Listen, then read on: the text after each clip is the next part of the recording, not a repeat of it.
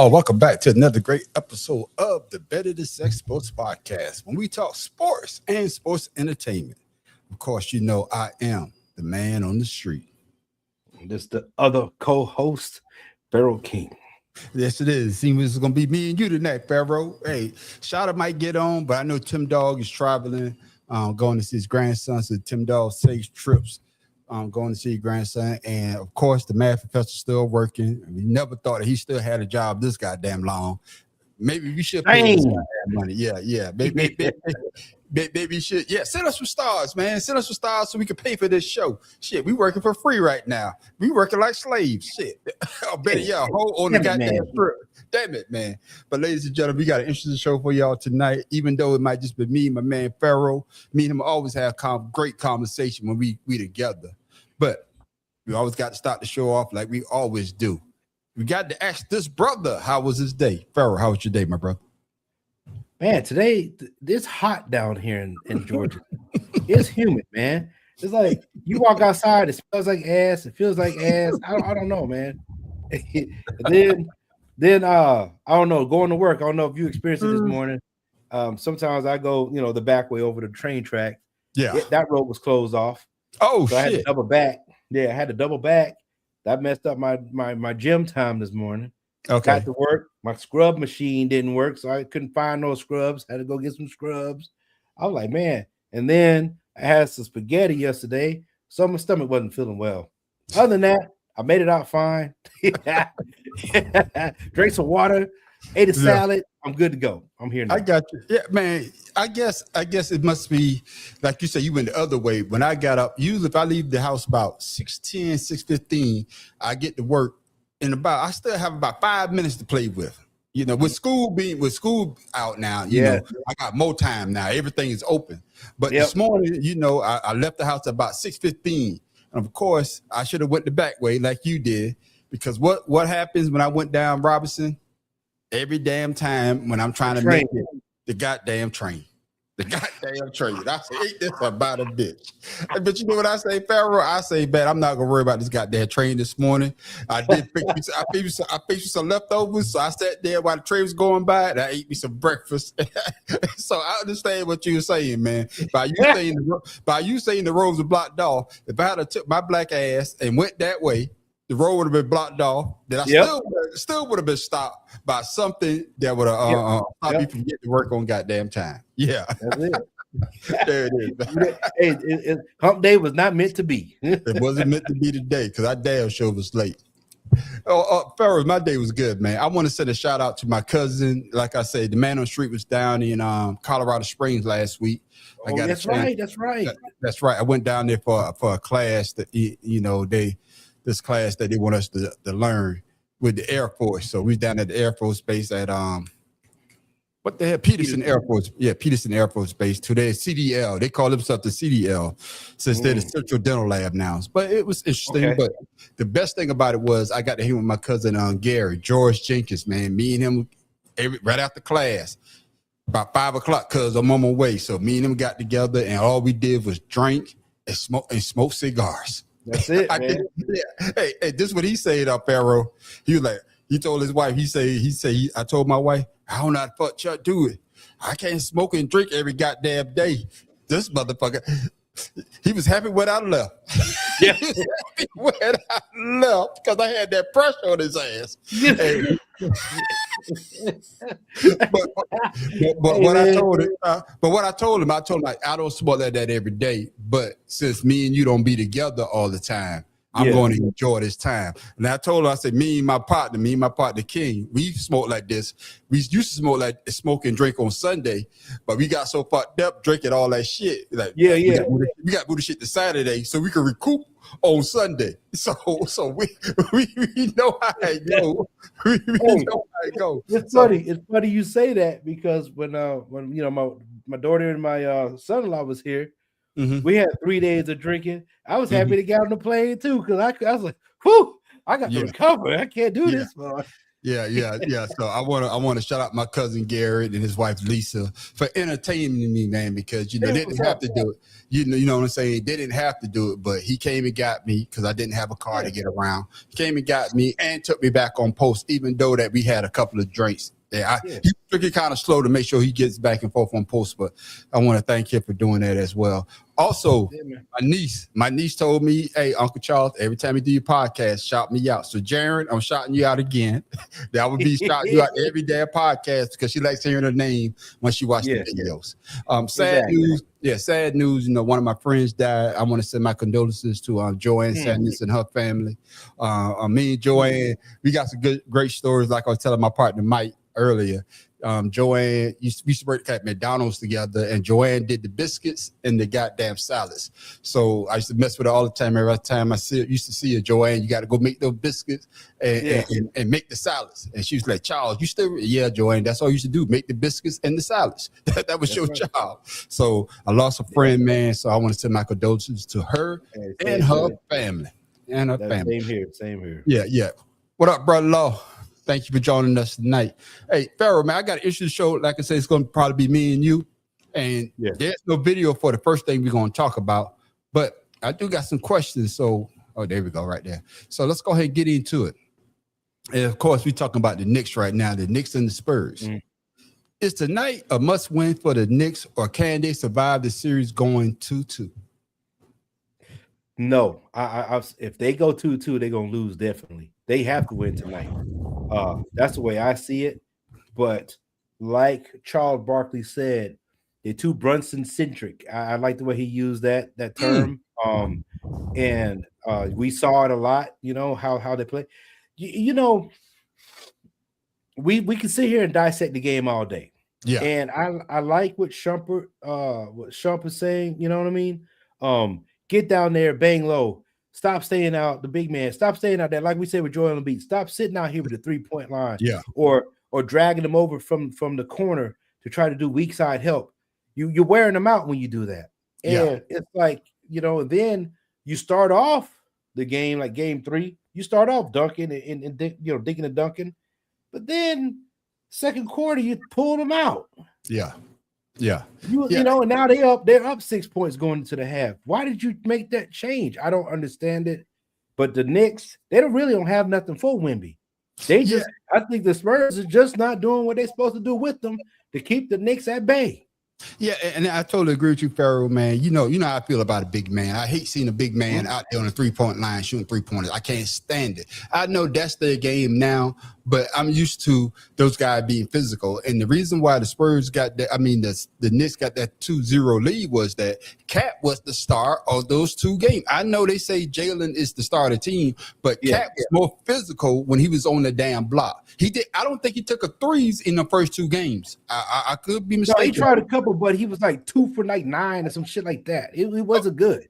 Okay, exactly. And that's why I say get your big ass on the goddamn block, and then you can do damage. And you are totally correct when you talked about them being Jalen Brunson, because Jalen Brunson is doing like the old players used to do. He's dribbling the ball, like they say, dribbling the air out the ball and leaving them at least 6 seconds. Now you're trying to find a shot. Luckily, OG was able to bail him out on a couple of those threes, which was crazy. Yeah, what did Joe just say? What about this though? If you notice, Wemby wasn't as tired as the other 2 games. Say it again. Right, because they had a 2-day break instead of a 1-day break. Right, they had the 2-day travel. He was able to recover, and so I can't remember the guy's name that's on First Take in the Morning. He's a taller white dude. I think he was an NBA player as well, but he made a really good point, in saying that. This game here coming up, this is only one day break game. That's right. They pulled this out. They get it at 2-2. That's right. Every game afterwards is a 2-day break.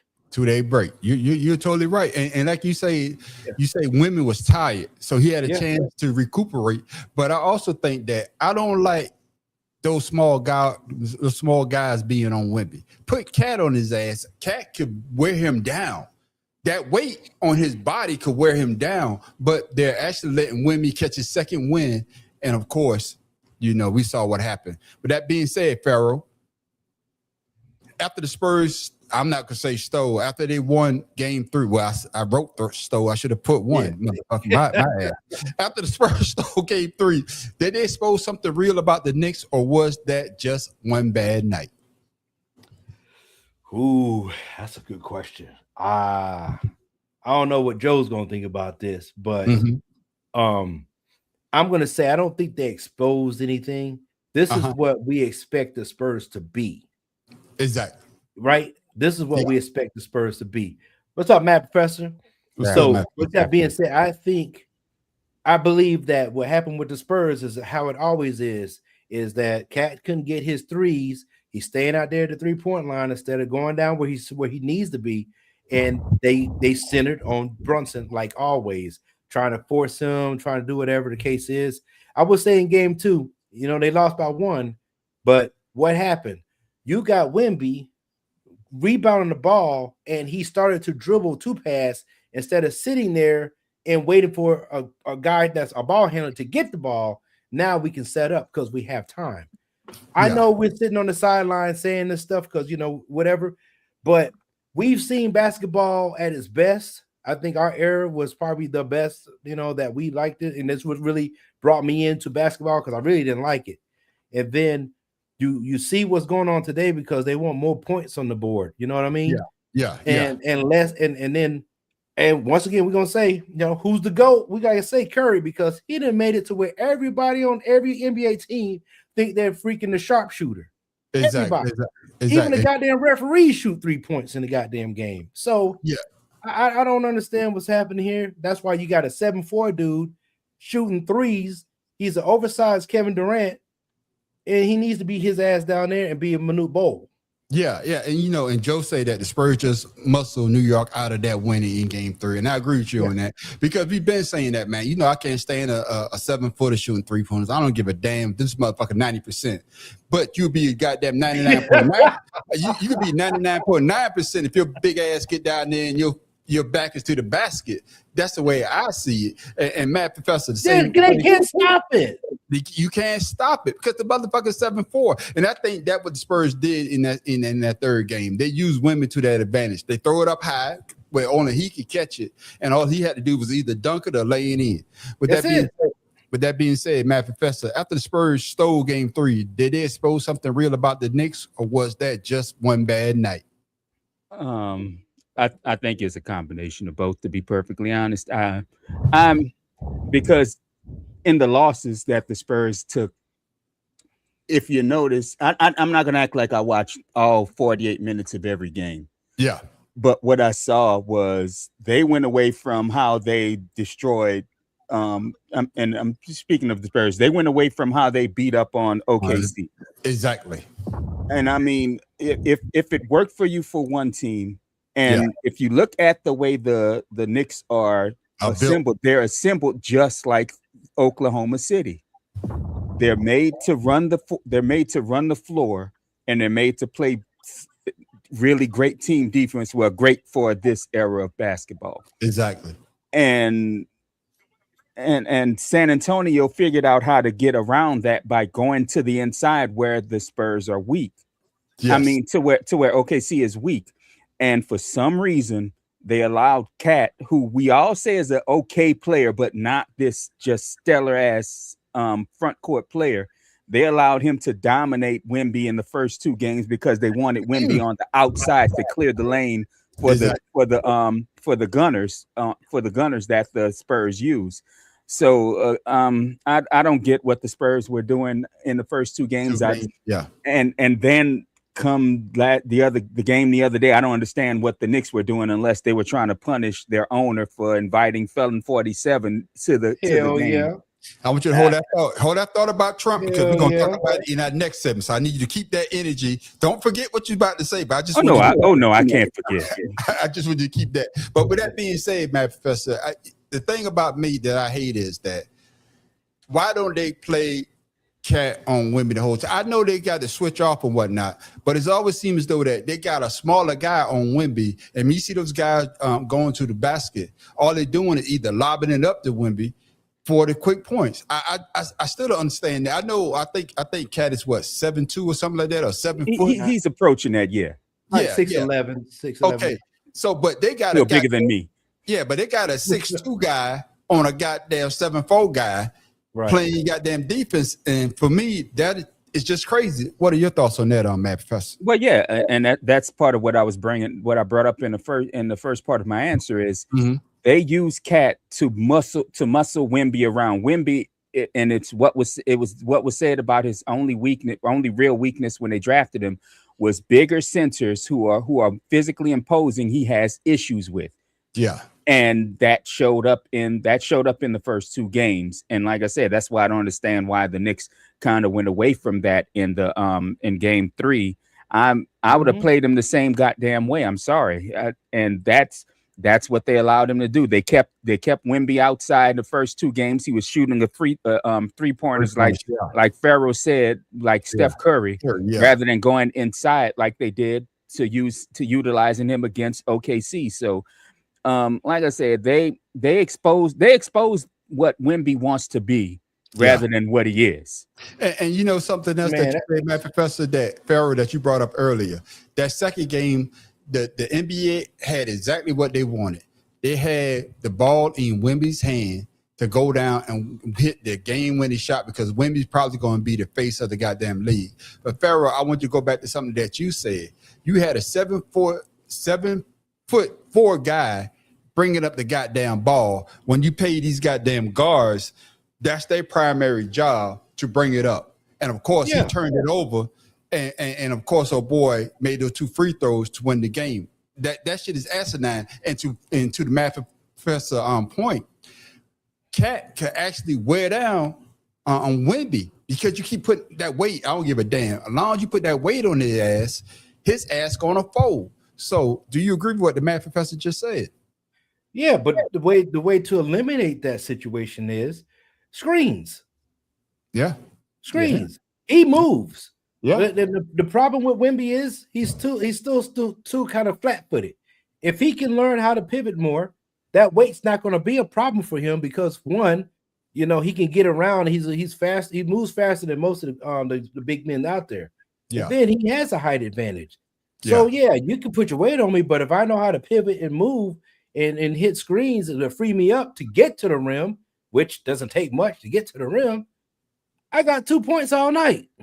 Yeah, the motherfucker possibly a free throw or a foul, and because he can shoot the free throws good. So yeah, I mean, I don't know. I don't get it. I say, man, this offseason, get with Tim Duncan, get with Hakeem Olajuwon, get you some damn Giannis weight training, and next year come back. I promise you, there's nobody in this damn planet going to be able to stop you. Man, I'm glad you say that. I just want a quick question. Ain't got shit to do with the Knicks series. I was watching something, and I'm gonna come to you first, Matt Professor.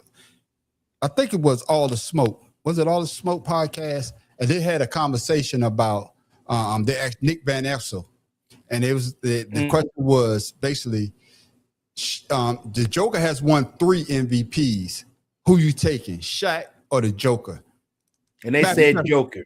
Yeah. No. They didn't say Joker. I'm gonna get y'all answers. I'm gonna tell you who this. Well, I already gave the answer away. But Matt, who you thinking, Joker or Shaq? Prime Joker, prime Shaq. Who you taking?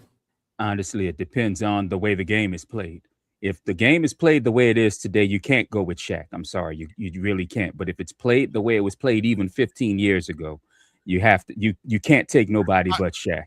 I'm just talking about basketball. I'm not talking about. That's the problem is because nowadays the center is not a center anymore. They're a modified shooting forward. So that's why I'm saying you can't really. It just depends on how the game is going to be played. Can I say this way? Let me answer this. Now, if you want to say traditional center, you of course got to take Shaq. Okay, let me rephrase it then, Pharaoh. You can answer after Matt Professor. Let's just say, do you rather have a guy that's 30% shooting threes or a guy that's damn near, I say 80% from 3 feet? For 2 feet. Which one you taking? No. I'm picking Shaq regardless of how the game's played. I don't give a shit.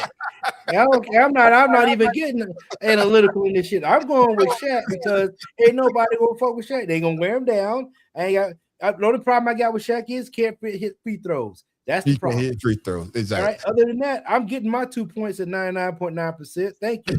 I'm playing the game. I'm out of there. Does that change your bad professor? I mean, no, like I said, I that's why I said it depends on how the game is going to be played. If they play this zone crap that they play now, the better choice is Joker. Yeah. Well, like you said, man, Professor. Okay, so let's say it like this. Today's game won't allow the big man to be down there. You're the big man, and that's my problem. That's it. My whole problem. Today's game does not allow, and these damn coaches won't coach it or play it that way. Maybe it's the commissioner. I don't know what it is, but they won't allow traditional big men to be traditional. Because but I mean, if I'm going to answer just based on who I saw play, it'd be Shaq, of course. I've never cared for Joker anyway. Yeah, exactly. Yeah, that dude is man. Boo. Yeah, man. I don't know how you got MVPs. Get out of here with that shit. Yeah, and like I say, you're totally correct. Go ahead, Farrah. I mean to cut you off. Finish your. No, that's Shaq. I'm just going to go Shaq all the way because that's how I know basketball. And if I was a coach, I'd coach it that way. I'm sorry. So you don't have to fire me. I guess I wouldn't have a job, but I got to stick with my 99.9%. I got to do it. Yeah, and the only reason I say Shaq, I know it ain't got nothing to do with the Knicks and the Spurs tonight, but when I heard that, I just want to get y'all opinion quick, because I seen Shaq and how dominant he could be. And like you say, if Shaq had a little handle, but Shaq was a little lighter now. Shaq could handle the rock.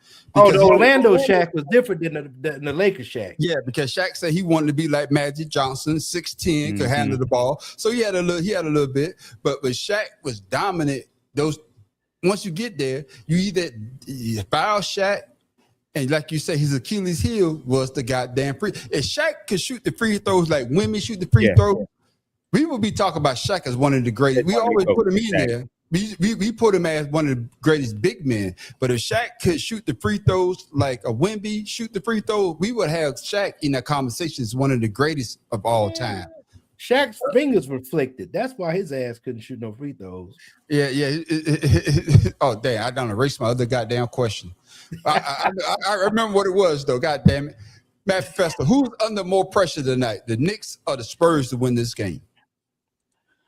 I'm going to say the Knicks just so that they can say that it wasn't Felon 47 that cost them the game. Hold that thought, Matt Professor, because that's in my next I'm just saying. I got you. Well, I got it right here, but it didn't say this question. Who has more pressure tonight, Jalen Brunson to carry to New York or Victor Wembanyama to prove he controlled the finals? Who you got, Matt Professor? I'd say Jalen just to prove that the game the other night was a fluke. Yeah, because he didn't have his best game. He didn't have. I think this he had like too many turnovers and all kind of bullshit going on. I think this is like the second game. The first game, I think he started like 1 for 9 or something like that, even though he played good down the third and fourth quarter. This game, his name wasn't really called. It was the others, like Chuck like to say. It's the others that needs to play well for a team to win. Your thoughts, Farrell? Who's under more pressure, Jalen Brunson to carry or Victor Wembanyama to prove he can control the finals?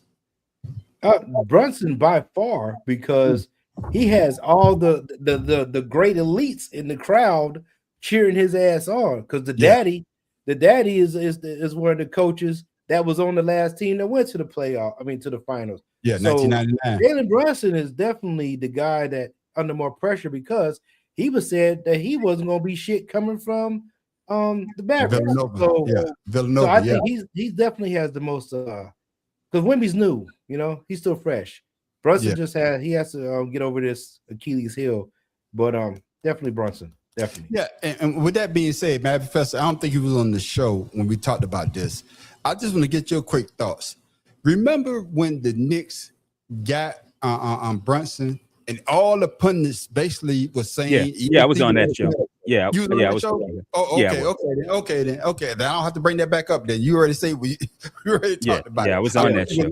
I thought you wasn't on that show, but Brunson, I think, is under more pressure because of the fact that the Knicks haven't won anything since 1973, and then again, you don't won 2 games on their home court.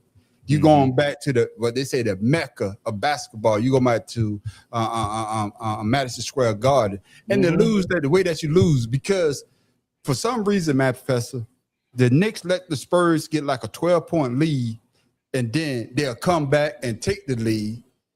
But sooner or later, that's going to wear on you. Then the team get out there like that with all those points, then you have to try to make that up. Am I wrong for thinking that way? Your Well, thoughts? no, because it takes a lot of effort to come back to score enough points to take a lead, especially in a game like basketball. It's not like Exactly. football where one or two plays can swing the tide of a game completely. In basketball, if you down by 10, I don't know the percentage, and one day I'm going to look it up, but I promise you it's probably more than 55% of the time you're going to lose the game if you're down by 10 at any point in an NBA basketball game. Yeah. So to fight back from that and then I think they had a 5 or 6 point lead at one point just to lose it again. Yeah. That wears They hit on those you. 2 threes. They hit those 2 threes. Got a couple free throws, but when Fox hit that little turnaround in the elbow, and they went up 5, that's when it was over with. Yeah, but Pharaoh, to Matt Professor's point, are the Knicks getting the big head because they came back from a 22-point lead, a deficit against the Cavaliers?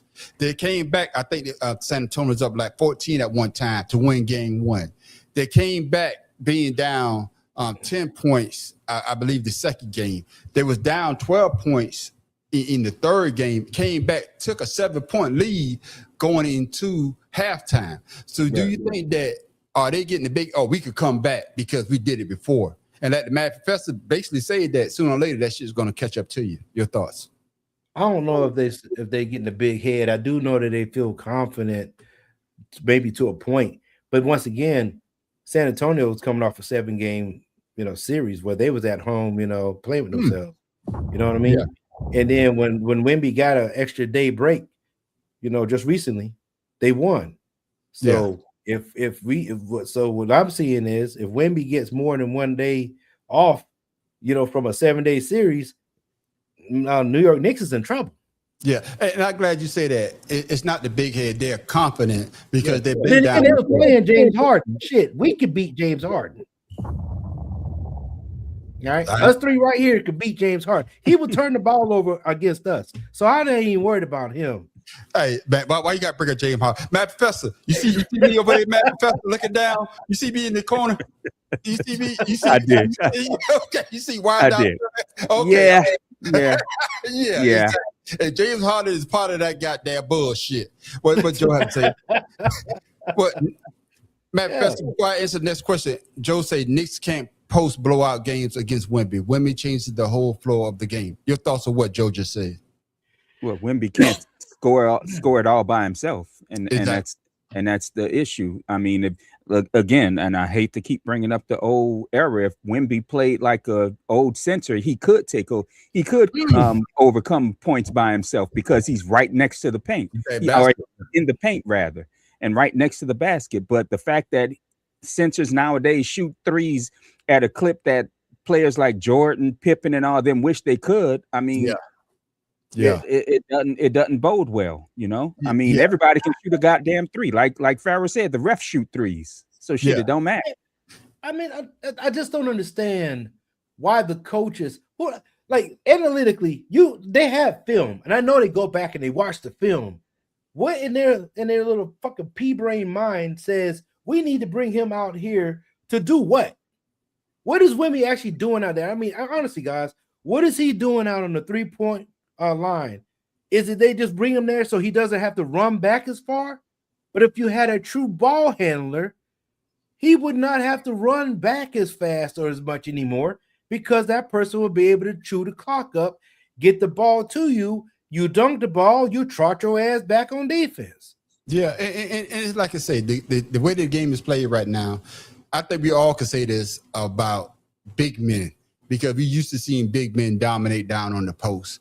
And I can't stand it. That's why me and Embiid got a love-hate relationship. When that motherfucker hit that 3, I'm happy. When that motherfucker, bitch, get your big ass down in the goddamn paint. I can't stand but how much happier would you be if he stayed in the paint? Trust me, I'd be shit. I wouldn't be looking like this motherfucker right here. Right. I might be coming by those fellas, I just want you to know, I got one of the soldiers. He's from Cameroon. He's African from Cameroon. And I looked at him and I said, I need you to translate whatever the fuck you need to translate to them Embiid and tell him to stay his big ass under the rim.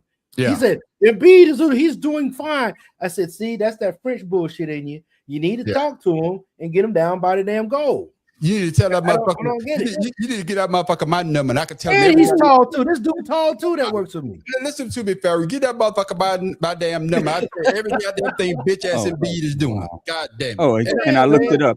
And I looked it up. NBA teams nowadays in the modern NBA, and they're going from like 1990 to now, when almost 25% of games when they fall by 10 points or more. Yeah. There it is, ladies and gentlemen. Matt Professor, I'm coming back to you, my brother. Make sure I got it. There it is. Do the Knicks need to speed the game up or slow it down and make it physical New York style? It has to be physical. I mean, like I said, that's the whole thing. They didn't want to play physical the other day. I think they wanted to play glamour ball in front of the home crowd, even though the home crowd wasn't really there. It was mostly fucking celebrities. But they wanted to play glamour ball, play like the like Golden State, and they got their asses kicked. I mean, yeah, it was a 4 or 5 point loss, but they got their asses kicked on that day. They need to get back to playing ugly Knicks basketball. Exactly. Fair, your thoughts. Because that's why Brunson got mushed in the damn neck. Correct. And everybody went off the rails about that's a flagrant foul. No, that's basketball. That's basketball. That's big man basketball. But once again, you're not playing a big man up on the 3-point line with a little ass guard. You wouldn't have to worry about that if you had Cat down there. Hey, I say the same thing, man. When I saw that, the bullshit that people are talking about, a big man put a small man on me, I'm going to punish your ass. I don't give a goddamn. That's why I like Shump. That's what Shump said today. And I'm like, you know what? He forgot he was on TV when he went there. You know what I'm saying? That's just disrespectful. I'm 6'2". If you put a goddamn midget on me or a little person on me, that's disrespectful. I'm about to punch that little person. I'm about to take it right now. I'm 6'2". Take his ass to the hole. I'm taking his ass to the hole, nuts all in his face. I'll tell you right now. So, I'm just being honest. That's why I can't stand the way that they play the NBA right now. That's why I can't stand to see a big man out there on the 3-point line. I don't give a damn if you shoot that bitch 90% of the goddamn time and it goes in. I'd rather see your goddamn back to the goddamn basket than I have 99.9% of this motherfucker making 2 points. I know with analytics, if I score as many threes that you score twos, we're gonna win the game. But to me, it's not as pretty. Maybe I'm stuck in the 80s and the 90s. That's just me. Go ahead, Ferry. You had something you want to say? Well, what about this? When Spurs was playing Oklahoma, we had discussed it when Caruso was guarding them. There was no reason that Wemby should not back him down. Exactly. Right, because he has leverage on this little dude. Yeah. So I'm gonna every night I'm gonna pass me the ball. I'm a couple dribbles. I'm gonna get 2 feet within the rim, and I'm gonna put my little nuts on his head. You know what I mean? Whatever. Yeah. But there's no reason Caruso should have been antagonizing him the way that he was letting him. Matt Professor, with that being said, are they trying to save the fouls of Cat or Wemby? Because either one they switch off and put somebody on when they play defense. Are they trying to save these guys for the later half instead of having these guys playing straight up? I mean, on offense and defense. I'm talking about Cat and Wemby. Yeah, I mean that's a great theory about this, but the point of fact is they're not really calling fouls on either one of them. So what would be what's the point? Exactly. I don't, like I said, I don't understand the way either one of these coaches are coaching, and I'm not gonna act like I know the Spurs coach, but I do know Mike whatever his fucking name is, who's not Mike Brown. I do know the way he coaches. And he coaches big man in the paint. Yeah. Big man physical, or his front line is physical. So honestly, I don't know what they're doing. And it like I said, it's why I don't really watch basketball. I'll be perfect. This year they played 82 games before the playoffs started. Yeah. I'm out to watch 5 games the entirety of the year, because of the way basketball is played, because I can't stomach watching the 3-point contests every damn night. And I can't stand that the physicality has gone from the game. And soon as somebody takes a little bump, all of a sudden they want to call a flagrant 2 and shit. I'm like, man, this is the women play.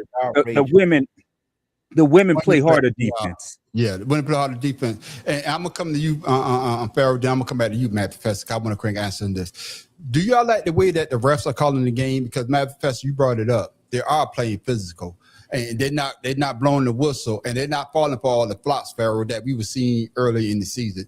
Do you like the way that the refs are calling this series so far? Your thoughts? Long as Tony Brothers is fucking, I'm fine with the calls.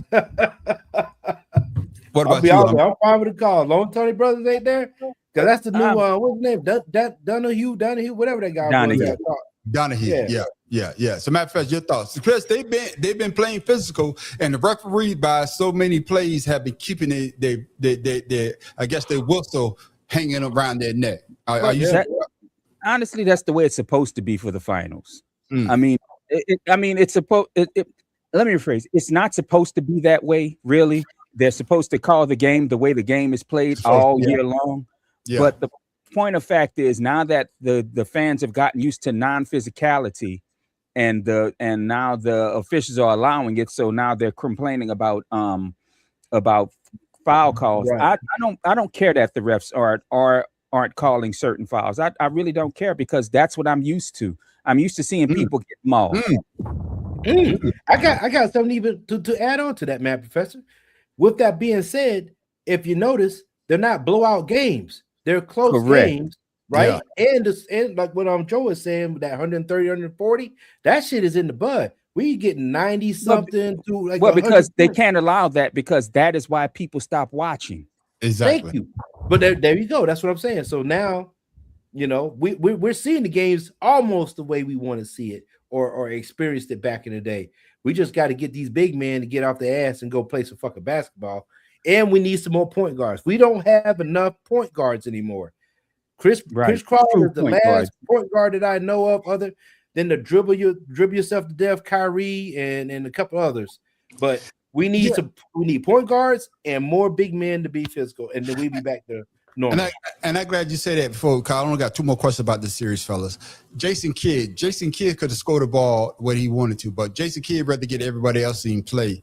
Right. And he rather have the assists than to have the points. And John Stockton. Yeah, he could shoot the ball what he wanted. Yeah, to what you're saying, Pharaoh, is that too many people want to get me. I'm not worried about it's all about me. Bitch ass AJ Brown. I know this is another goddamn subject, but bitch, fuck you. But I bring myself back. I bring myself back. But that being said, Bad Professor, I got two more questions about this series.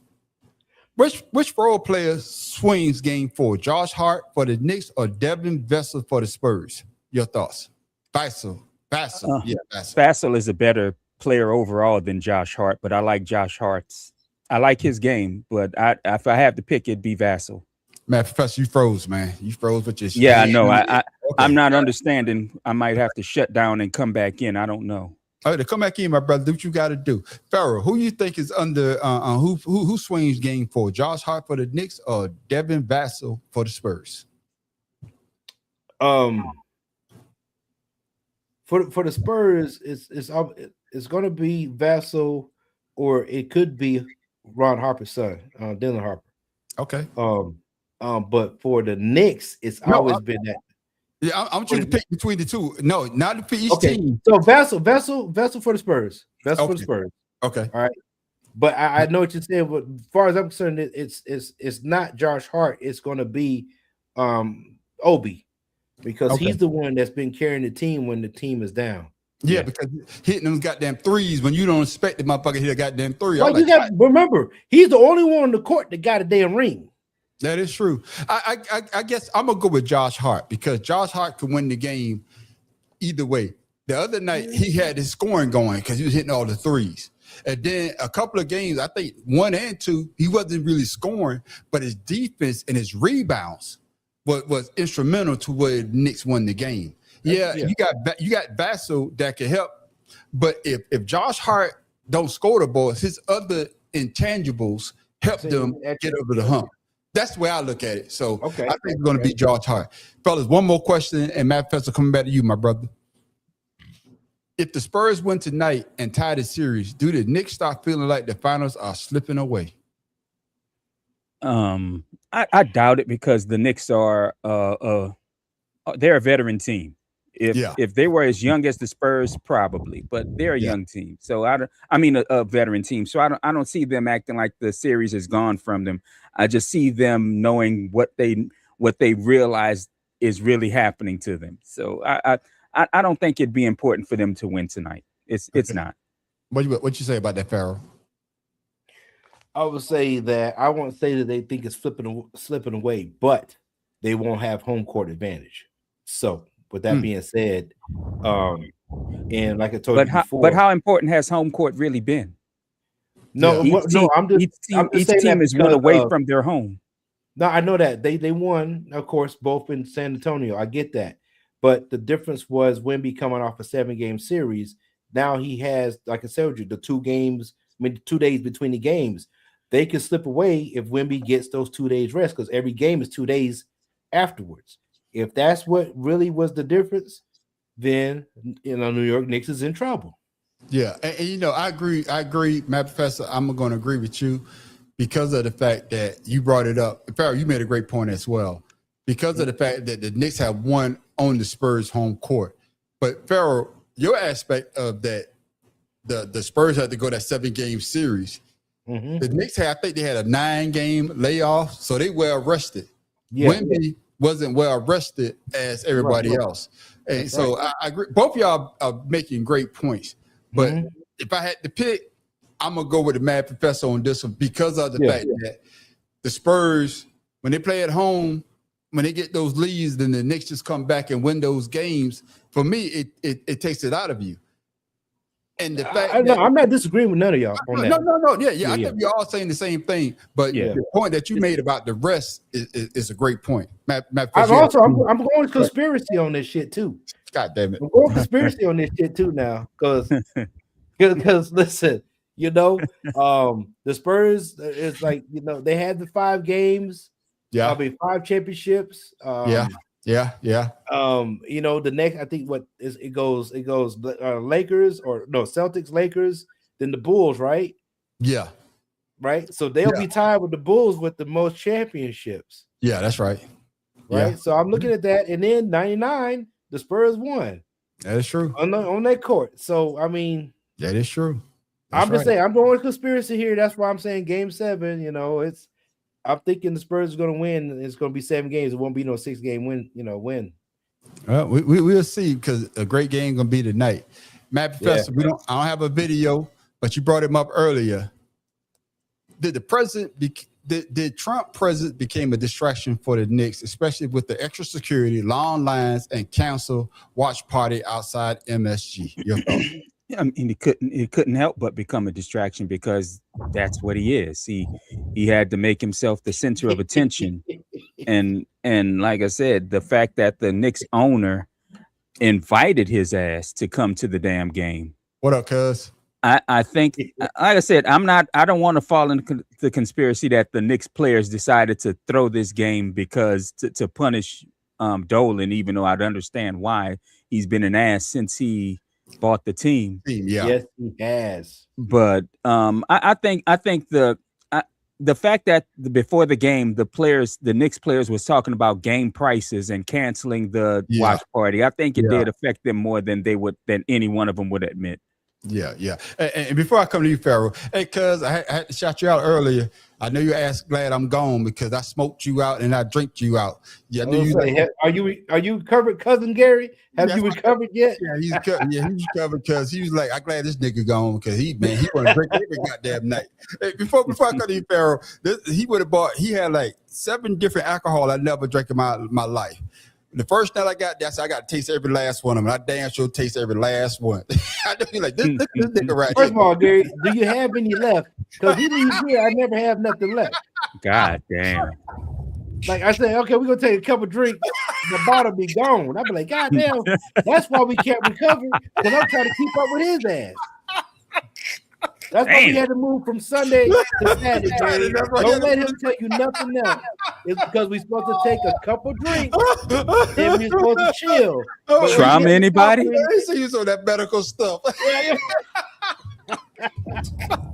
Oh shit! Oh yeah, thank you. Cause like I said earlier, man, thank you and your wife Lisa for putting up with the man on the street down there in Colorado Springs for a whole goddamn week. But that being said, get back to my main man Donald Trump, Pharaoh. When Trump got booed on the jumbotron, was New York being New York, or did it show how divided the crowd really was?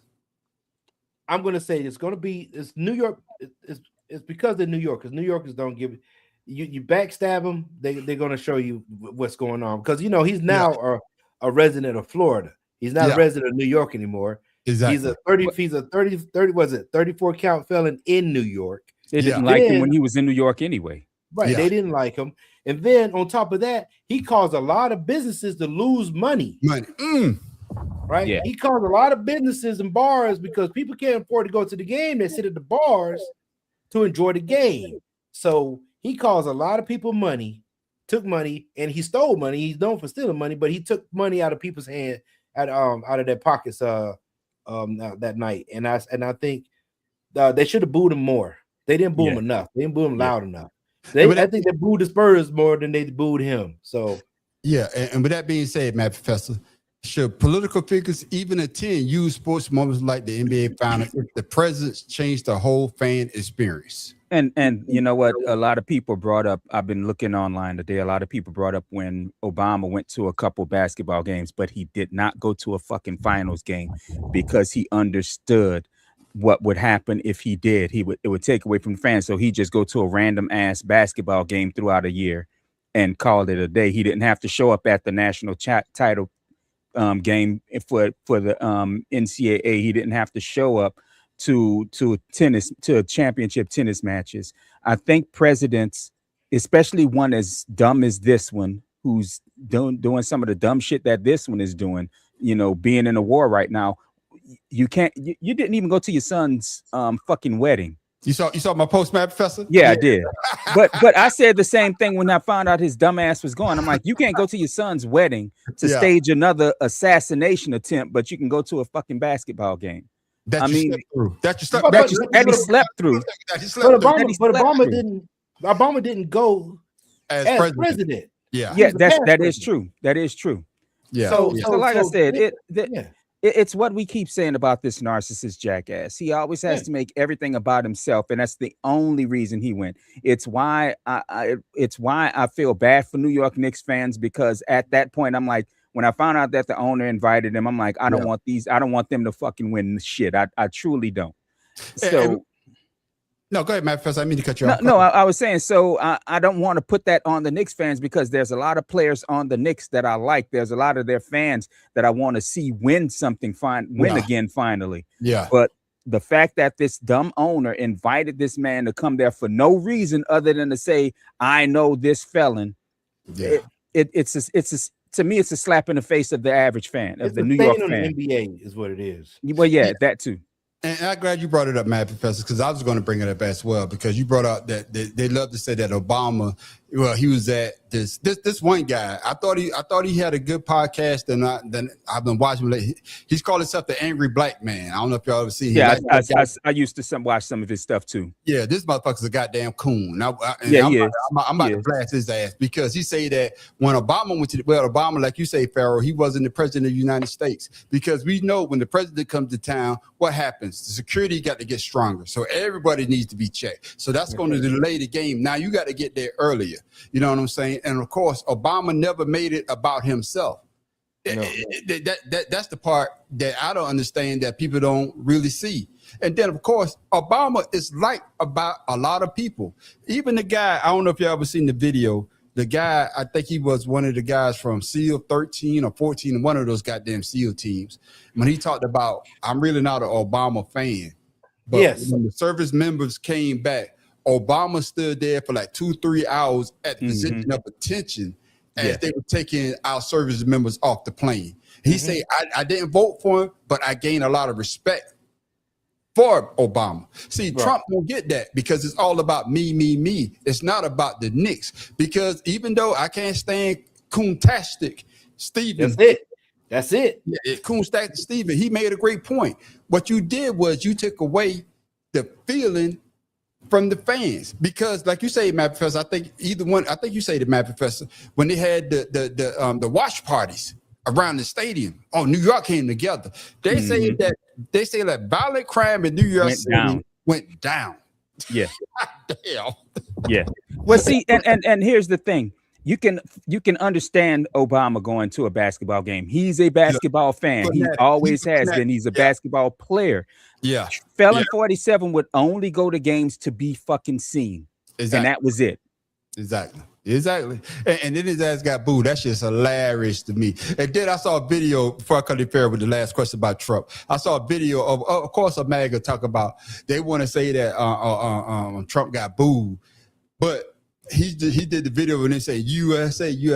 And then somebody debunked him and said, hey, you could actually go into some type of program and change it. It's like you added that into when they were talking about Trump. Which is crazy right now to me, but it is what it is. Pharaoh. Right. And of course, Matt, last question about Trump, then we move on. I think you already answered this in previous answer that y'all gave. After the Knicks lost game 3 with Trump in the building, is it fair or funny for fans to say he jinxed New York? Pharaoh, your first thoughts. They jinxed themselves because they wanted to go out and beat up on the fucking Spurs fans because of Felon 47 was in the goddamn building. So they jinxed themselves, idiots. You know, like you don't have to go out there and freaking get violent because the fat motherfucker decided to come to the game. They ain't had nothing to do with them, you know. So they jinxed themselves. And if there's anywhere in Texas that hates his ass, it's San Antonio. Exactly. Right. Exactly. So he won't go to no San Antonio game, I promise you. So Matt Fest, you're not buying the jinx? No. I think it was all about the Knicks being distracted by everything else that was going on. Yeah, and I think the same thing because it took them out their rhythm. You know what I'm saying? Even the players now they have to get the TSA. Correct. You know what I'm saying? Before, but y'all know I'm not trying to. I'm on the team, right? Right. My picture's right there. You know what I'm saying? Right. And then, of course, it took away from the fan excitement because of going to those watch parties and being able to see your team that haven't won anything since 1973. And Pharaoh, you made a great point. The restaurants, the businesses, Trump, you took money out of their mouth, and you're supposed to be the president for the people, you bitch ass. Yeah, you're not gonna stand this motherfucker. Every time I get a chance to put my foot on his neck, I'm gonna keep. And you made it all about yourself. And James Dolan should have known better. Matt Fest, you made a great point. I know he lost money too, if you think about it. Yeah, he lost a lot of damn money. I know he's a bitch ass owner when he don't want to let still have Charles Oakley banned from the Knicks arena. And when you think of Knicks, Patrick Ewing. What's my man that died? John Patrick Ewing, John Starks, Big O. Big O. And what's the other dude? Oh man, he died. They say Biggie made the song about him. The fancy haircuts. Yeah, you know what I'm talking about. The guy with the fancy haircuts. Joe, who we talk about? Joe go bring. Oh Mason, man, right there. Charles Mason. Yeah, Anthony Mason. Anthony Mason. That's what we think about when you think about the Knicks.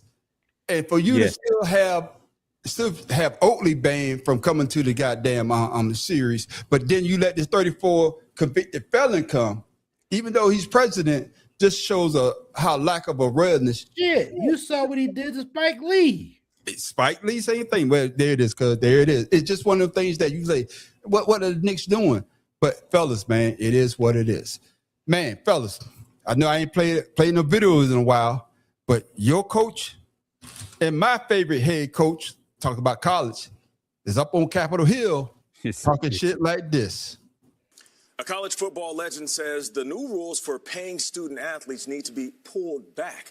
Retired Alabama coach Nick Saban visited Capitol Hill yesterday. The 7-time national champion testified that NIL, name, image, and likeness, has become pay for play, and he supports a bill that would change the rules. Kelly O'Grady is here with more of Nick Saban's testimony and a push for regulation. Kelly, good morning.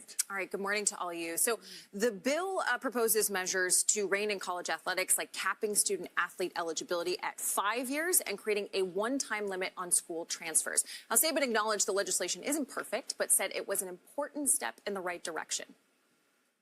On Capitol Hill Wednesday, former Alabama football coach Nick Saban spoke out in support of a bipartisan Senate effort to regulate NCAA name, image, and likeness rules, which allow student athletes to profit from their personal brands.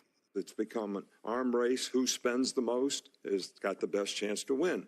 Saban specifically took aim at collectives, or large groups of wealthy donors, suggesting they are designed to, quote, pay players and disguise it as marketing opportunities. My first year we had collective at Alabama, 2.7 million.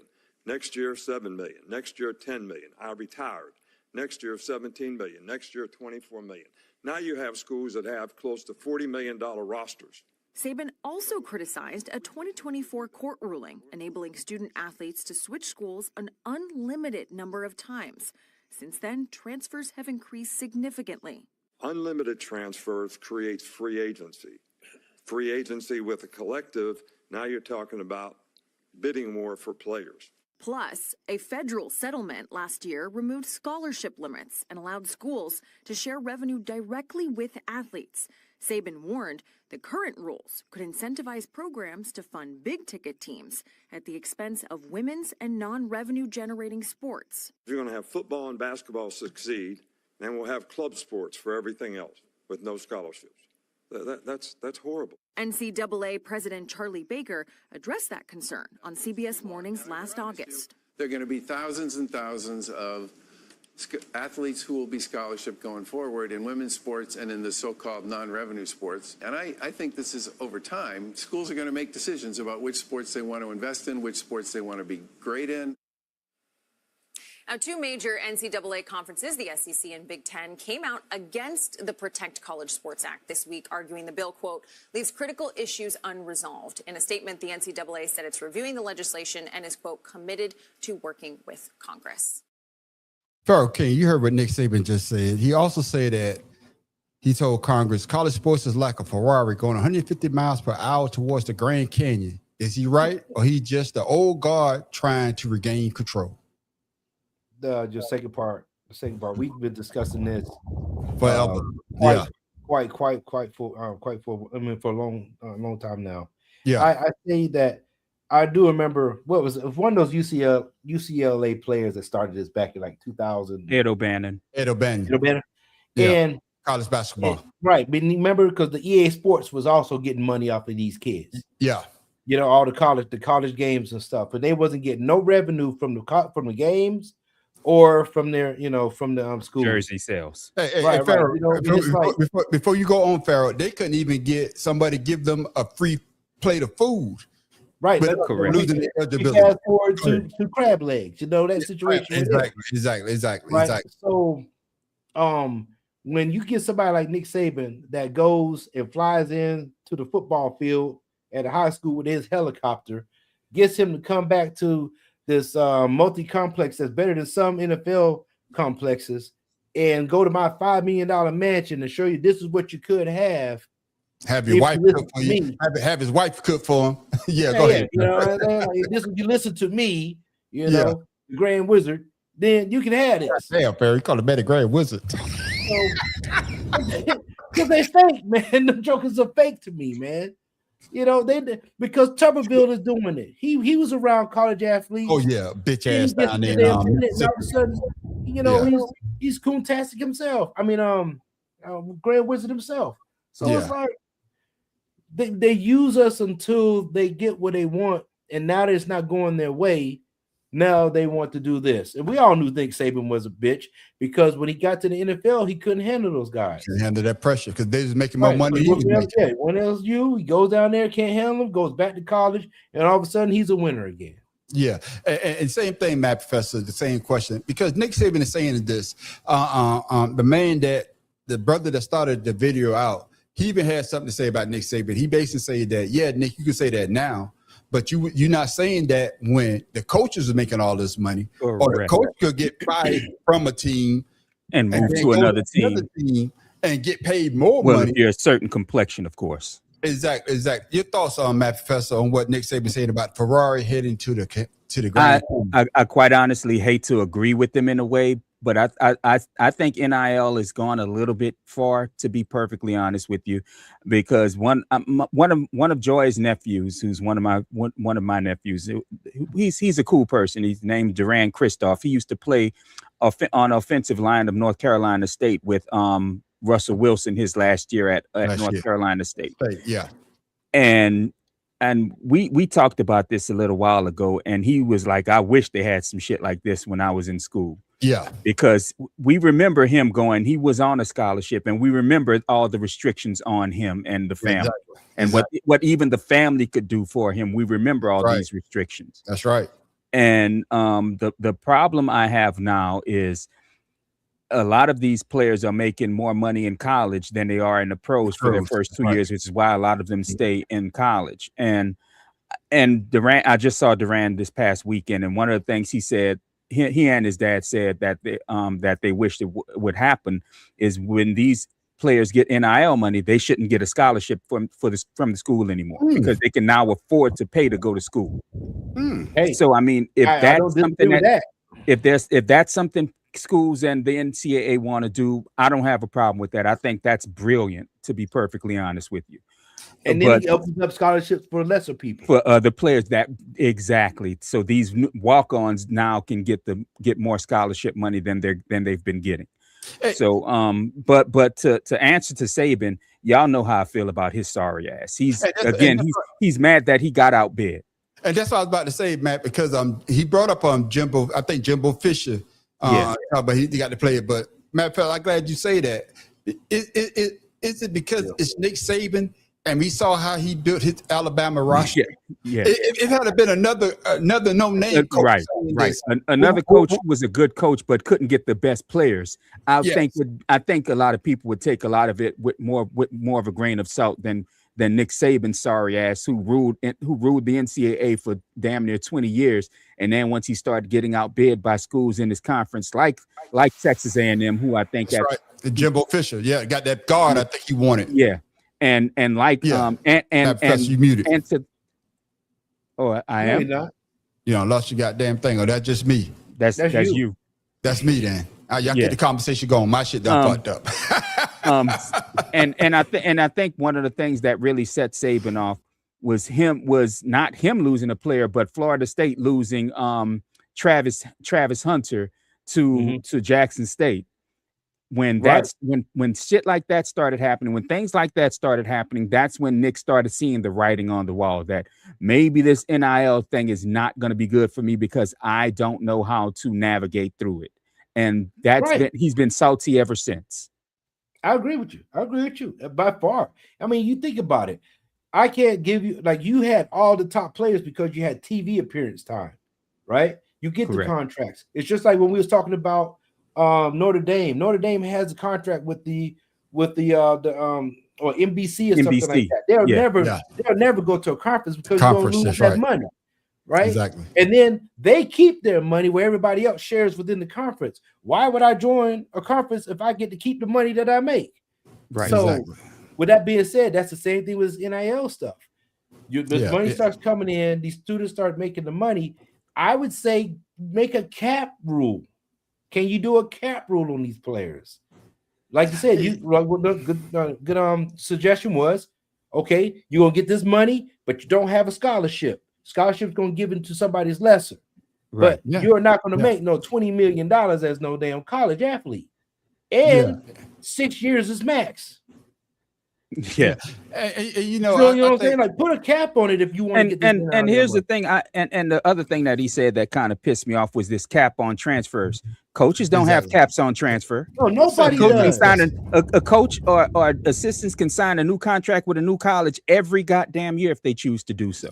Exactly. But hey, to add to that, Dr. Kajal, add to that. Remember the two NFL, I mean the two pro leagues are basketball and football. They have caps on salaries. Correct. Yeah. And you know, I totally agree with everybody, especially Matt Fester and Farrah. I never thought about if you get so much money for the NIL, you don't get a scholarship because you can afford to pay your own way. So I like that idea. But going back to it's Nick Saban, and we saw how he built Alabama. He built Alabama by getting the best players. But now the best players don't have to go to Alabama. They can go to any college. That's why his ass got up out of there. Coming back to you, Matt Professor. Is Nick Saban right that NIL spending could hurt Olympic women's and non-revenue sports, or is that just school bloated budgets? That's part of school's bloated budgets, because if a player, if an athlete wants to go to the Olympics, there's nothing that's going to stop that dream from happening. That's true. So I mean Olympic sports are not in college, aren't high revenue sports any goddamn way. They never have been. I mean, even they now, don't get paid. Correct, because even now with young ladies like Jordan Childs going to UCLA, you start seeing college NCAA rather gymnastics on TV more, but they're still not bringing in the revenue that the revenue generating sports are always going to generate revenue, and they always fucking have. You don't see this, why you don't see NCAA tennis on TV. These Olympic sports or are not soccer. Or soccer. Exactly. These Olympic sports are not money generators. They never have been. They never will be. So he's just using that shit as a smokescreen. That's all that is. Yeah, because I can't wait and to they see that always squash. know football has been the #1 money bringer Correct. to all colleges. I don't care if you're Division That's III, why there's a lot of community schools with fucking football programs now. That's right. Always will be. Because I can't wait to say, man, go to Pharaoh House or hit you up, Matt Professor. Man, we about to watch the squash game. Let's do it live, so we can talk about the squash game as they play. No, or curling. Let's watch the curling. Curling. Hey, don't y'all shit on curling. I'll be damned. Y'all know me. Y'all know better than that. Y'all know better than that. Don't you shit on curling? Because he's a curling fan. Don't y'all shit. Because look, one of the young brothers at my job said he was forced to sit there and watch that with his grandmother one day, and he said, "This shit is interesting as shit now that I know the rules. Learn the damn rules and you'll like it too." I ain't know the rules. I ain't watching nobody slide no goddamn ice, man, Professor. I'm sorry. And Juan Farrion told us about you almost fought Son Diaz today. So Pharaoh, at the end of the show, make sure you bring it up. Son Diaz, that's what he say. I guess Dice D. I don't know shit. Is that D's? D's nuts. I guess he's talking about. Yeah, that's what he's about to go to. Yeah, that's what he's about to go to. I'm glad you saw it already. Thank you, motherfucker. I'm glad you saw it already. I'm slow, but I ain't that goddamn slow, that's why I tell him, Juan, because thank you. I didn't know you was. Yeah, you know. All of his. I don't know you would have passed out on the wall this afternoon, though. But that being said, coming back to you, Matt Professor, and Pharaoh, I want you to get in this conversation as well. Is Nick Saban defending the future of college athletics, or defending the version of college football that made coaches and school rich before players had power? That part. Because remember, for a long time, who we talk about when we talk about the greats in college football? We talk about Newt Rockne. We talk about the greatness of the fucking coaches. And I'm sorry, I'm cursing. We always talk, the coaches are always the face of the program, despite what the players are doing on the field. That shit has reversed. Now we know, like, ask the typical college football fan who was Joe Burrow's coach when he won the Heisman and the title. Goddamn, who was his coach? Ed Orgeron. Yeah, see, that's my point. That's my point. Now it's the players. We know the players more for the programs than we do the coaches. Yeah.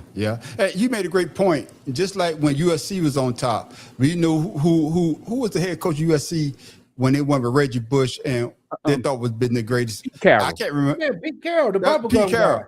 Oh, but Pete Carroll. But that's the point. We still know it was Reggie Bush, Matt Leinart. And Matt Leinart, and we still know Leonard White. Leonard White. And then the wide receiver that they had too. But Matt Press, goddamn, boy, you made a great point out. What you say about it, Pharaoh? Is Nick Saban defending the future of college athletics, or defending the version of college football that made coaches and school rich before players had power? Neither. He's supporting Felon 47. That's why his ass is out there doing this shit. Yeah. Because he don't want any black people to fucking succeed. That's why. It just so happens if football's involved, because he called us already, calls us sons of bitches for kneeling. So he hates us in football. He wants it to be an all-white league. Yeah, you know, man, I totally agree, man. Nick Saban is doing this because of the fact that he got ran up out of college football. He could say that, yeah, I retired, but I was burnt. No, you retired because you saw the landscape changing. You couldn't get those top players because the NIL shut your goddamn farm down. That great 40. That motherfucker had like how many college players could be on a team? Had many scholarships that you had? 95. Yeah. I think 95. It's only to 25 120. scholarships. Yeah, but he had 25 scholarship, but he also had 90 other 1A Waiting college for the players. next scholarship. Wait for you see what I'm saying? Right. But you wasn't getting that anymore. So now that the playing field is even, now we need to rein this back in. But you wasn't saying that when you was the highest paid coach in football, Correct. college football. You wasn't saying that you was getting other. You want to set the salary for all the SEC coaches because Right. of that big ass paycheck that he got. And that's what I'm saying. And to Matt Professor point, if it wasn't Nick Saban, I think we probably could take, I understand what they're saying, but it's his bitch ass. And we saw what Right. he did at Alabama. You right, Right. cuz Well, if he wasn't winning. Derek. Yeah, you right. You totally right. 100. Fellas, man, one more topic, man, before we get him, because I know we're trying to catch this game tonight as well. I'll make sure I want to see all of it. I saw this. I don't know if I heard about this. This dude, Brendan Sorsby. Yeah, I got yeah. trust me. I got Yeah. information right here on Well, I'm him. glad you brought this up because I honestly hadn't paid attention to this at all. I'll be perfectly honest. But here's the video right here. They talk about Brendan Sorsby. This just into CBS Sports HQ. A judge in Texas cleared the way for Texas Tech quarterback Brendan Sorsby to play this fall, and the reaction has been pouring in ever since. The long and short of it is that Sorsby bet on college football games while at Indiana. The NCAA ruled him ineligible because of it, but a judge disagreed. That judge granted a temporary injunction against the NCAA, meaning that Sorsby will be able to play this fall after serving a 2-game suspension. Texas Tech AD Kirby Hocutt issued a statement earlier this afternoon. He says, in part, quote, Texas Tech is not a party to Brendan's lawsuit. We did not file it. We did not fund it. A young man in treatment for clinically diagnosed addiction exercised his legal right to seek a remedy in court, and a judge agreed with him. Our role has been to support his recovery, not engineer his eligibility. The integrity of the sport matters. So does the integrity of how we treat a 22-year-old who sought help, entered residential treatment, and is working every day toward recovery. Those two things don't have to be in conflict. And before I answer the question, fellas, I know they say, hate to say it, we always say we bring race in it. But if this was a brother, do you think this brother would get the same treatment, Matt Professor? I got an answer for that. There's a brother Okay. being treated differently for it now. I mean, what's the NBA player who's been banned from the NBA for the next year, or forced to give up his contract? Contract, yeah. For Man, gambling? what's the name? Yeah. I mean, what? I don't get this. Didn't Pete Rose get indefinitely suspended from baseball for gambling? Mm-hmm. So now this person who gambled while he was on the field, now he got a team on his own fucking team. Who coincidentally? It wasn't on the team. Well, he bet on other. He bet on the team too. So that's what happened in 2026, June 2026. Okay, I'm sorry, this was in 2022 with Indiana. Is that he placed thousands of online sports wagers totaling $90,000.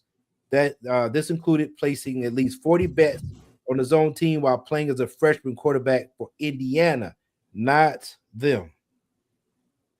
Because he went to Indiana, then he went to Cincinnati, and now he's at Texas Tech. But then you just read that he plays best on his own team. That's what you just said. No, I think you guys were talking about Texas Tech. I'm saying that he's with a previous team right at that. Yeah. He plays best when he was at Indiana. That's what I'm saying. Right. On his own team, not Texas Tech. That's what I'm saying. Yeah. Oh, go ahead. Oh yeah. All right. So now that is why Texas Tech is saying no. That happened prior to him getting here. Yeah. So he's serving a 2-game reduced 2-game suspension while this goes on. Now, like I said, though, Texas Tech is saying, hey, he's in treatment for this. But with that being said, back in 2024, I don't know if y'all remember Booty with LSU. Yeah. He was arrested for underage betting. Yeah. Right? Yeah. He was, and that was only 8,900. That was 8,900 wagers. I don't know the money that was involved, but he played 6 bets on his own LSU team. So he was arrested. Mind you, in Iowa State in 2023, Hunter Deckers, he was also our quarterback. He was investigation for Iowa game regulators, $2,800, 366 records, but he lost. They kicked him out. He permanently was removed. And that was a white dude.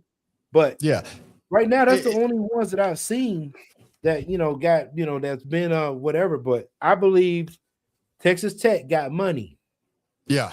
They got that oil money, and that oil money is what's saving him from getting banned from playing football. And with that being said, Matt Professor, is Brendan Salisbury admitted to gambling on college sports, including games tied to his own team? Should any court be able to override the NCAA lifetime ban? I don't think he had a lifetime ban. Yeah, it technically was a lifetime ban. Matt Professor's gone. Coming to you, Pharaoh. He went out on it. You answer the question.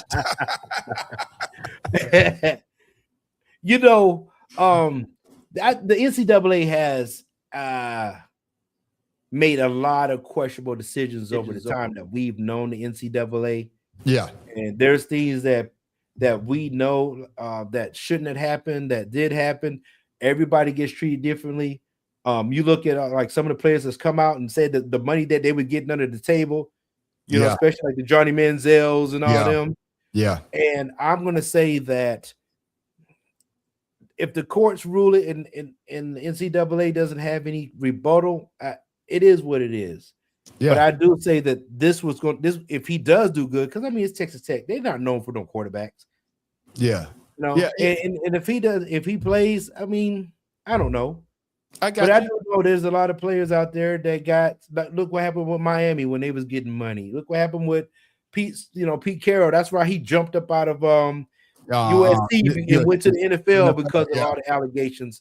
So this is nothing really. To me, this is the same thing as any booster giving money to players so they can do whatever. So but with that being said, Pharaoh, does this temporary injunction basically create a permanent damage because Salisbury could play this season before the legal case is even ever fully resolved? Right, because he only, like I said, he's only serving 2-game suspension. That's right. Now, what about the NIL? Like, we talk about money. Like, is it going to be suspended for getting paid? There's other things that we can look into because that'd be favorable treatment, wouldn't it? If he's that is true.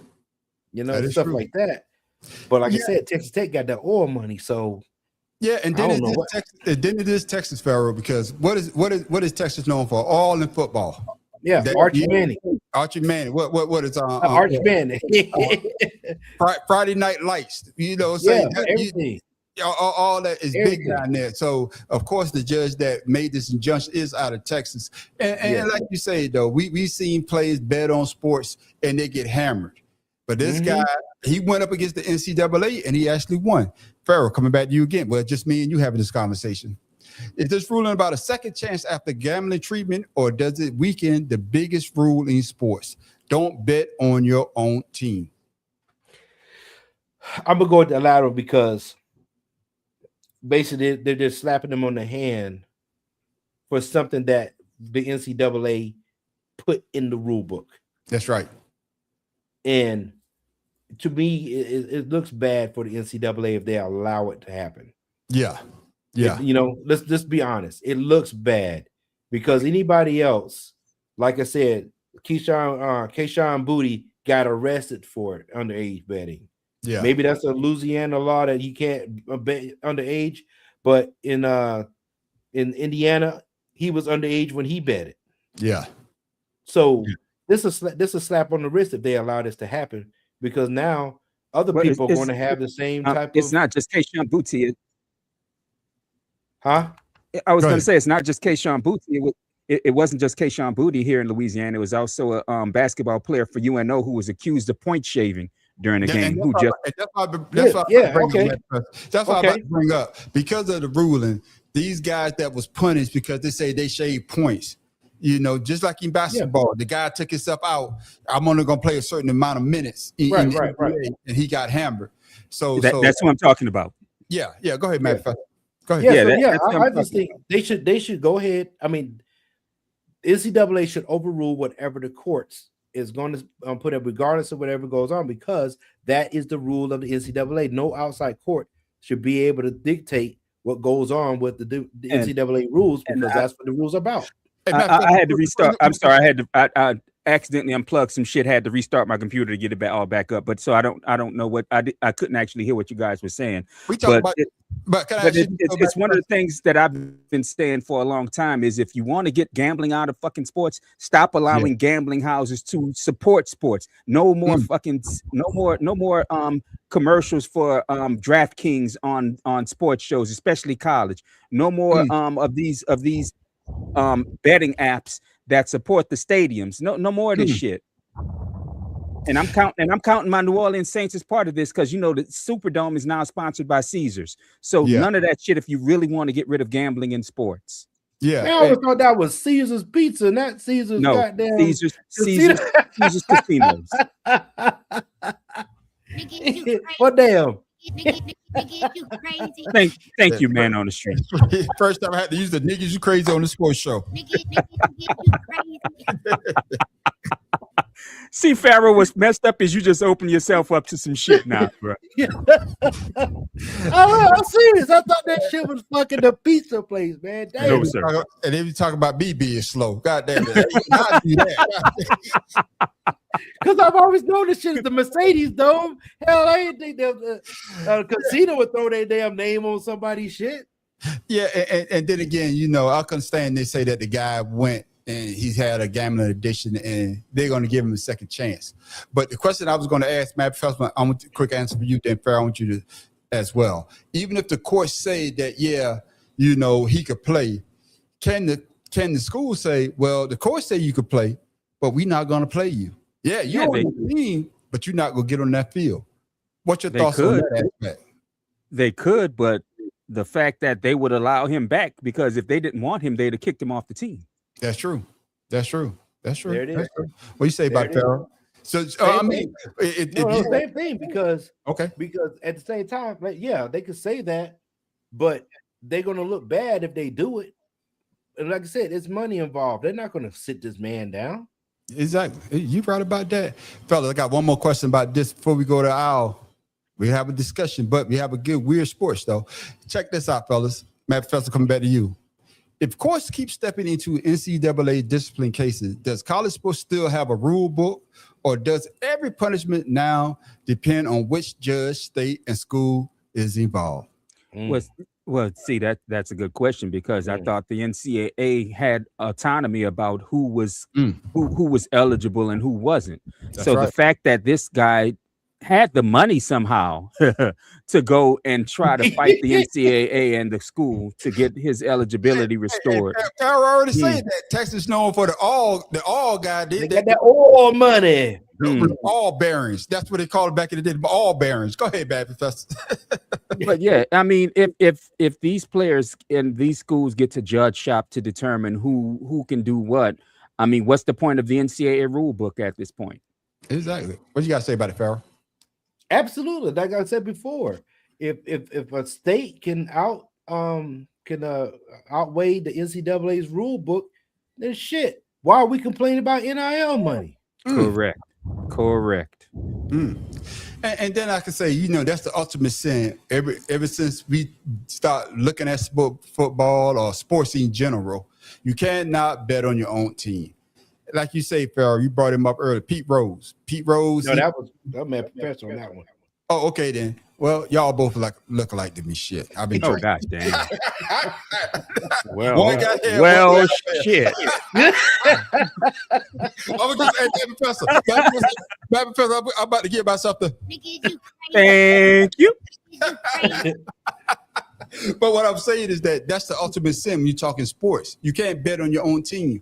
We saw it with y'all brought him up earlier, the referee betting on games. Right. You know what I'm saying? Donahue. The games you calling. Yeah, the game that you were calling. Pete Rose, of course, he said he didn't bet on his own game, his own team, but he got banned from being in the Hall of Fame. He's dead and gone, and he still got people saying, no, he betted on baseball. That's the ultimate sin.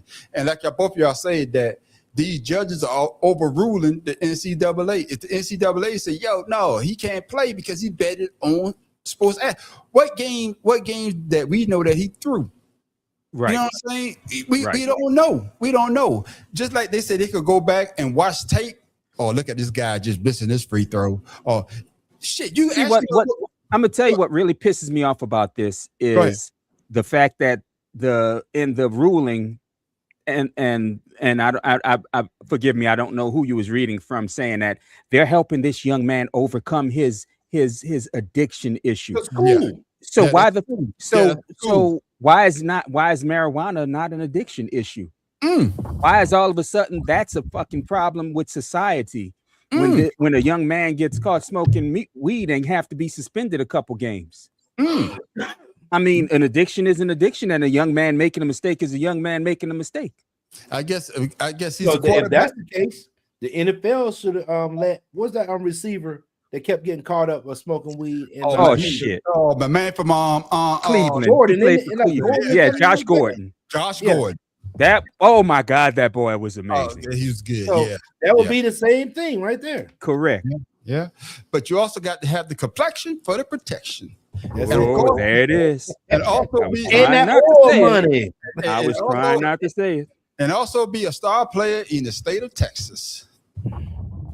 because Johnny Manziel sure got away with a lot of shit. See, man, I was just talking about that. His daddy had $1 million. His dad was involved with that $1 million. He didn't even know about it until his dad told him. And there it is, ladies and gentlemen. Playing games drunk. Ladies and gentlemen, thank y'all. The conversation was good, Matt Professor. Thank you for joining us. I thought it was just going to be me and Pharaoh, but you brought that heat when you came into the goddamn show. But now I need you to tell the people why you are mad.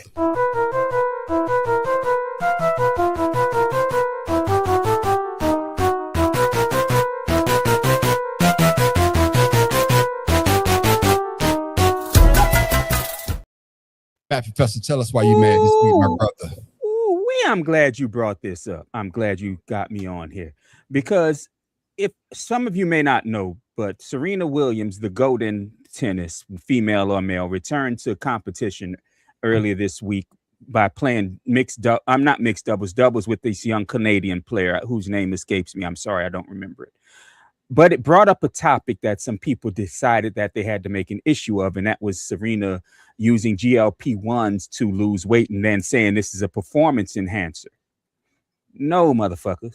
Steroids is a performance enhancer, which is why Maria Sharapova was suspended, which is why Simona Halep was suspended, which is why this other Bulgarian woman, whose name I don't give a damn about, was suspended.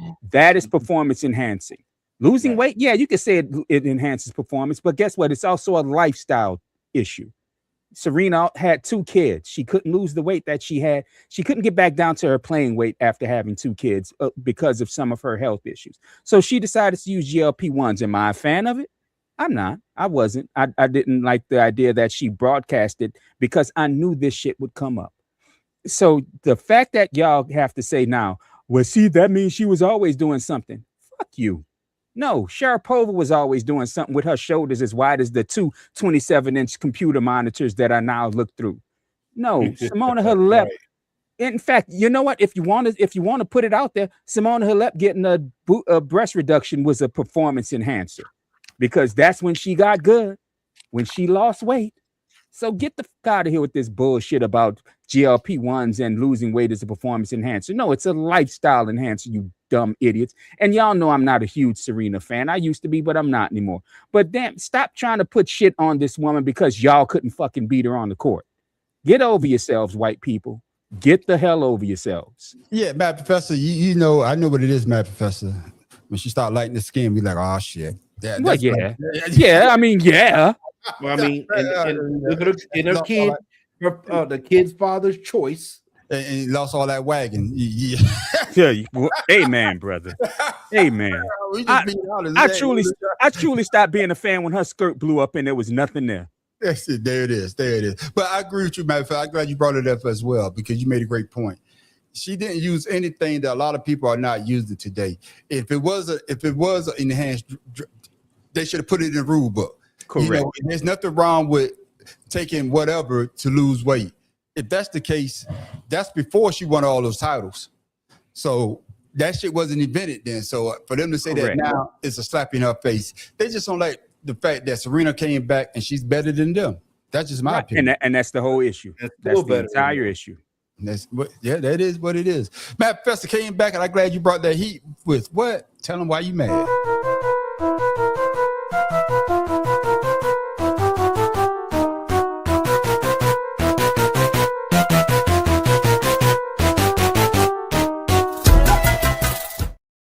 Ladies and gentlemen, it's been a while. Oh man, I think it's been about 3-4 months since we had a Weird Sports. But we had one tonight. Now we done brought you a bunch of great ones. And what Weird Sport is, if you're not a true athlete, there's shit out there that you can actually do. Man, we done brought you shit like hobby horse racing. We brought you shit like my favorite one.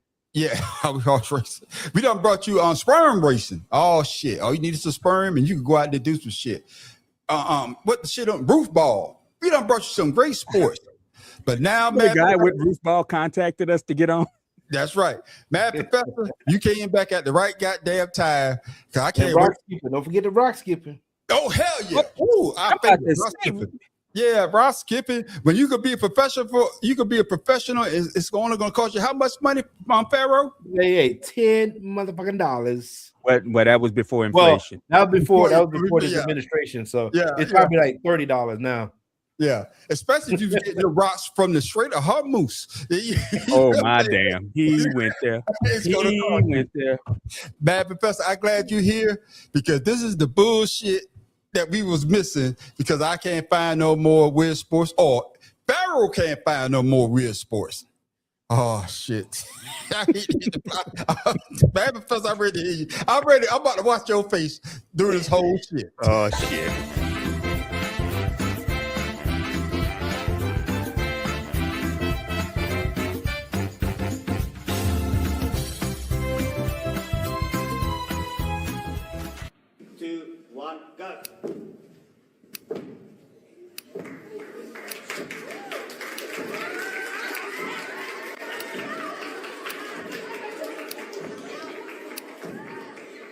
So many questions now, but my main one is, at what point in this boy's life did he discover that, you know what, this is my talent? This is what I'm good at. No one can stop me when I do this. Yo, I've never seen this in my life, dog. Bad Professor, he is the Guinness Book World Record holder at being able to do a split like that in a minute. 47 in 1 minute. Bad Professor. Hey man, I know the first thing I said was he gotta have his shit tucked. I was actually saying you could see motherfuckers that will never have and don't ever have kids. Shit like that. I was like, ain't no way, man. Because there's gonna be a woman that go, ooh, shit. Ooh, girl. No. Like, how? I saw that, man. I was like, who the hell does this? Oh, shit. 47 steps in 1 minute is the man, I'm world over here record. crying, man. I'm crying. Because you know that wasn't his nuts hitting the damn ground. Not sounding like that.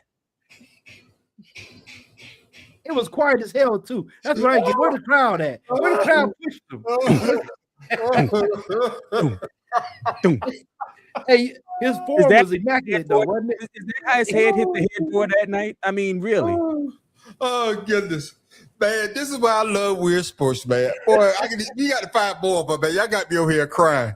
Yeah. Oh, my God. Oh, the shit.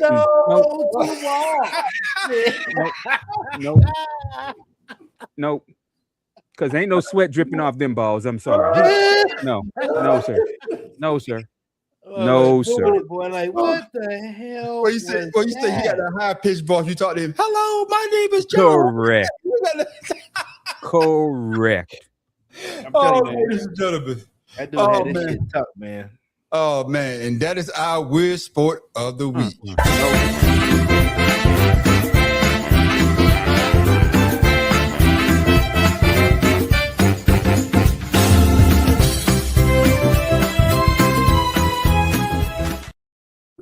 Oh man, that shit got me still crying. Joe. Man. What Joe say? What Joe say? See, that's what I'm saying. That is exactly what I just said, Joe. Oh my God. That's exactly what I just said.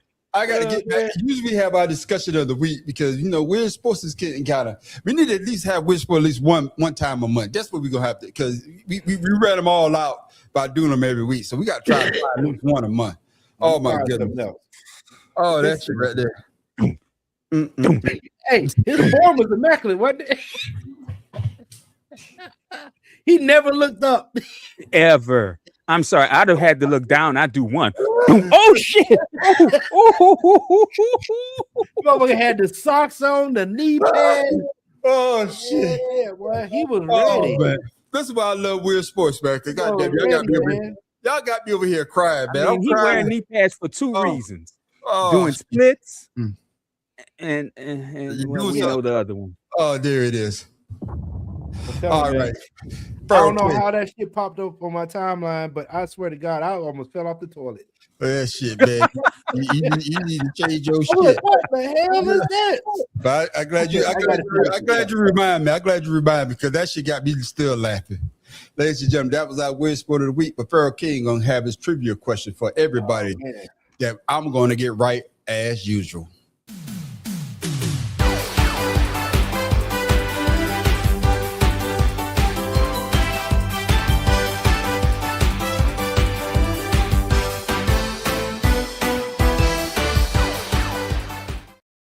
What you got for us this week, Pharaoh?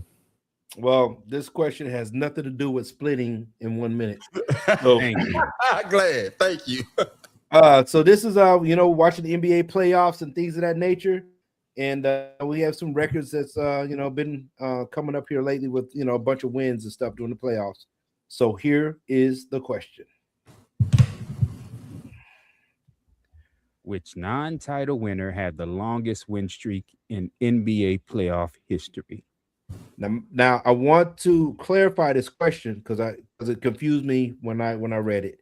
Okay. It's in the series, so it's not a non-title winner. Like, so they can have these teams have championships. What we're saying is they didn't win the title. During that series, they won the most games. Okay. In a row. Yes. All right. That's who you got. Golden State.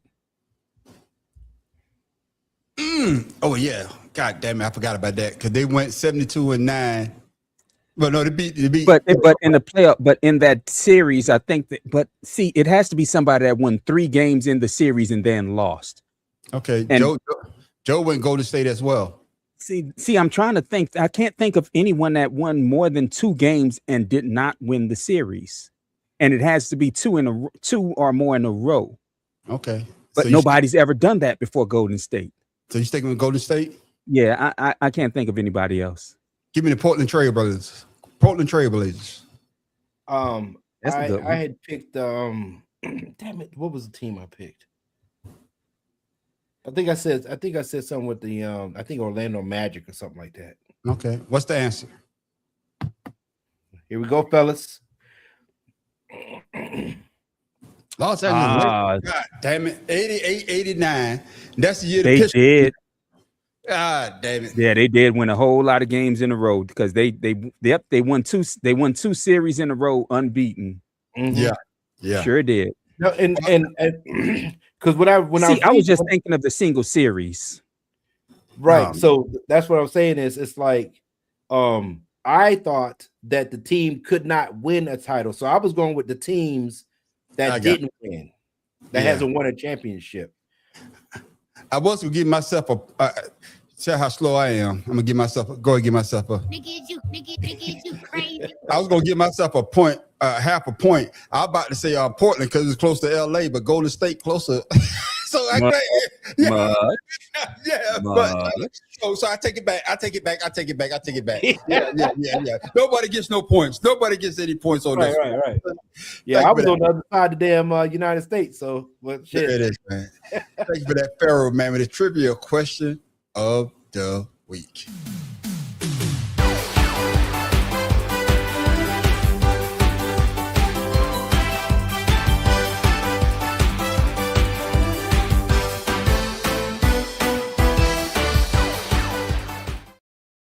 Before we go, ladies and gentlemen, we always like to give you something to think about, something funny. Tim Dawes not here. So, Matt Professor, what you got for the people before we go, my brother? Make sure you shout out to social media so that people can follow you as well, my brother. All right. 2 quick things. I am going to get back into doing my social media thing. So start looking me up again in the next couple weeks or so, because there's a lot we need to talk about. But 2 quick things. The Monaco Grand Prix was this past weekend. It was trash. It was mid. Sorry. Yeah, nothing about to say. It was mid. Yes, the GOAT Lewis Hamilton finished in second, but it was still mid.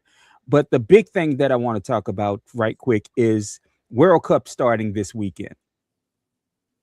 What did y'all think was going to happen with Felon 47 and these countries coming in to play soccer or football that he called shithole countries? You thought he was really going to let these players and the fans and the referees in? Come on now. Why y'all acting surprised that it's this way? It's why the World Cup is going to fail. We've already had players who's played in the last World Cup said Russia was more fucking welcoming than America. Mm-hmm. How do you like that? What do you think about that shit, maggots? Mm-hmm. Let me know. There it is. Shout out to social media, Matt Professor. You see, you about to get It's back going to be the madprofessor.1 on Instagram and YouTube, and I forgot what Blue Sky is. I'm going to have to look that up again. There it is, ladies and gentlemen. And you know, just like he fixed the election, he's trying to fix the World Cup so America can win again. But that's just my take. Hey, it is what it is. We ain't good enough at no damn soccer. I know, Matt Professor. I'm just trying. I'm like Trump. Shit. Everything is wonderful in his world. Hey. I mean, McDonald's is hosting it, so yeah. It is what it is. My main man, Pharaoh King, what you got for the people before we go, my brother? Make sure you shout out your social media so the people can follow you as well. Hey, _71, and then King Ryan's Facebook. I really don't have much to say today. I have a little quote from Plato, but you know, with day 101, with this non-proven, approved war from Trump. Plato once said, "Only the dead have seen the end of war." To keep going on like this, it's probably what was going to end up doing, because they have not found any weapons of mass destruction. And he just lied, saying that they got millions of barrels of oil last night under the protection of darkness. They stole some shit from a boat or some shit. I don't know what's going on with this dude. There it is, ladies and gentlemen. Main man, Pharaoh King. Thank you for that, my brother. As for me, ladies and gentlemen, hey, I don't have anything because the brothers already said it as well. Once again, I'm gonna keep saying it, man. You know, I went on they sent me TDY to Colorado Springs. The only reason why I went because my cousin lived there, my cousin Gary. Him and his family opened me up with open arms. I really enjoyed myself. My cousin had all the alcohol I could drink. Went and bought me some cigars that I never smoked before. So you had all the alcohol you couldn't drink. No, trust me. No, what I'm saying is he couldn't supply enough. No, because he had different flavors too. So shit I didn't never knew about. But I'm glad that he opened his home up to me. And that's one thing I think that we all can agree on, except for the Math Professor. Family like having you come over. Unless you the Math Professor family, then motherfucker you need to call because you might not be welcome. Please. Yeah. Please. But once again, because I want to just shout you and your family out for welcoming me and make me feel as though that I was at my own house. And with a lot of people that, you know, not even family, you may not be welcome. And I'm going to shout out my niece again, Math Professor. My niece told me every time I get on my podcast, I need to shout her out. She just celebrated her 6th birthday. She likes hearing her name Jaren, on the podcast. So, Jaren, I'm shouting you out one more time. And, of course, ladies and gentlemen, you can always find me at The Man on the Street Show on YouTube and Facebook. Once again, I'm going to thank everybody that's been following me, commenting, telling me my videos are nice, or telling me that I don't know what the fuck I'm talking about. Also, you can also catch me at Creative Canvas Expression. That's my AI channel. I tell AI what I wanted to do. AI does it. I put it up. And like my man Conspiracy Brother say, hey, you can't copyright AI. So if I see some other shit that I like, I steal that shit, put it up on my channel like it's my shit. So it is what it is. But ladies and gentlemen, y'all can always come check us out. What you say? Go ahead and say, this nigga. Bro. I was trying not to say it. That's the nigga shit right there. But ladies and gentlemen, you also catch us every Friday night at our main podcast. We call it Two Cigars in a Blunt. We talk about news, politics, and we talk entertainment. But you want to stick around for our after show. That's when everybody gets the chance to talk about what they want to talk about. We call it Ashed Out. But make sure you come check us out every Wednesday night at 7 o'clock. All we talk about is sports and sports entertainment. And we do that very, very well. And with that, ladies and gentlemen, I am the man on the street. And for calling for the man on the street stealing AI artistry. So stealing AI artistry is kind of like calling yourself a cook for heating up ready-made meals in the microwave, people. Exactly. So Pharaoh King here. Yep. And the mad professor finally not having to fucking follow Tim Dog from There it is. in the booth. Winning. Hey, glad his ass on the road. Before we go, who y'all got winning tonight? Knicks or the Spurs? Matt Professor. Spurs. I'm gonna go Knicks. Okay. I'm gonna go Spurs as well. I want to go 7 games, but let's see who wins it. All right, fellas, man. Y'all have a blessed night. Make sure y'all come check us out on Friday night. If we don't see y'all Friday night, make sure you go out there, be careful. Don't do nothing. Don't be a goddamn Tiger Woods. And with that, ladies and gentlemen, we are out.